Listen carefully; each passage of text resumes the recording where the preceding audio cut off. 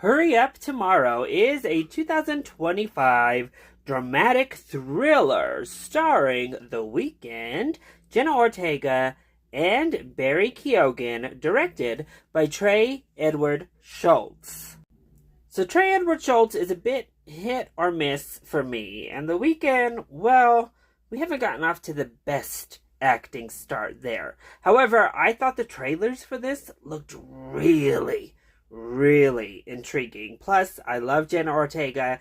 Barry Keoghan is always making really interesting career choices, so I jumped at the chance to attend the fan event screening before it releases on the 16th.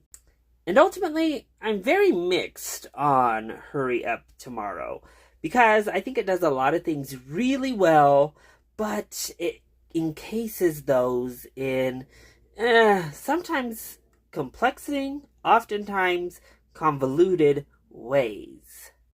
What I really appreciate is that this is a very introspective film for Abel, The Weeknd himself.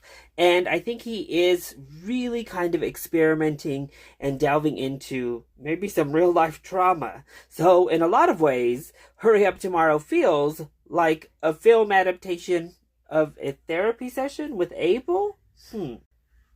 The cinematography and directing from Trey Edward Schultz is hit or miss as well. We have some stunning cinematography, some really inventive shot making, and then it all feels just overproduced, over-stylized.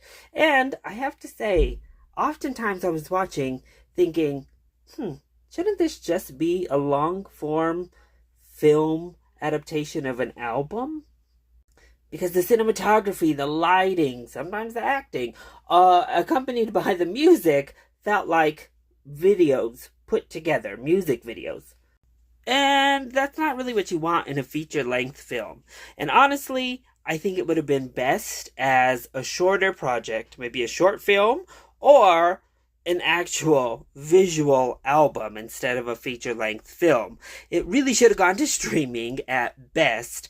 And that's about the most I have to say about this. Jenna Ortega is fabulous, and I think it really gets into some deep stuff there at the end that's very interesting and would have served great in a different setting. However, the movie that leads up to that is a little bit of a drag because, again, it feels like patchwork music video work. So overall, it's interesting, and I think The Weeknd fans need to check it out. It's worth the watch, just not sure it's worth the watch in a movie theater.